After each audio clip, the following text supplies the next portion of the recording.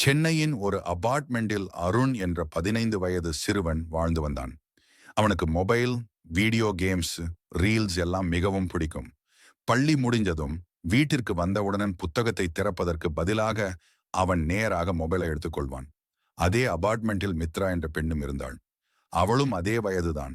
ஆனால் அவள் தினமும் சிறிது நேரம் படிப்பு, சிறிது நேரம் விளையாட்டு, மீதமுள்ள நேரம் வீட்டினருக்கு உதவி என்று நேரத்தை ஒழுங்காக பயன்படுத்துவாள். ஒரு நாள் பள்ளியில் நகர்ப்புற சுத்தம் பற்றிய அறிவியல் திட்டம் அறிவிக்கப்பட்டது. குழுவாக செய்ய வேண்டும் என்றதால் அருணும் மித்ராவும் ஒரே குழுவில் சேர்ந்தனர். முதலில் அருண் இதை சீரியஸாக எடுத்துக்கொள்ளவில்லை. நாளைக்கு பார்த்துக்கலாம் என்று சொல்லிக்கொண்டே மொபைலில் மூழ்கினான். ஆனால் மித்ரா தினமும் தகவல்கள் சேகரித்து, படங்கள் எடுத்து, குறிப்புகள் தயாரித்தாள். அருணை பலமுறை அழைத்தும் அவன் கவனிக்கவில்லை. ப்ராஜெக்ட் சமர்ப்பிக்கும் நாள் வந்தது. அருண் ஒன்றும் செய்யாமல் நின்றான். ஆசிரியர் கேட்டபோது அவனுக்கு என்ன சொல்ல வேண்டும் என்பதே தெரியவில்லை.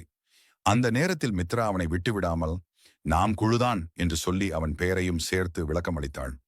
முடிவில் அவர்களது குழுவுக்கு முதல் பரிசு கிடைத்தது. அருணுக்கு மிகுந்த வெட்கமாக இருந்தது.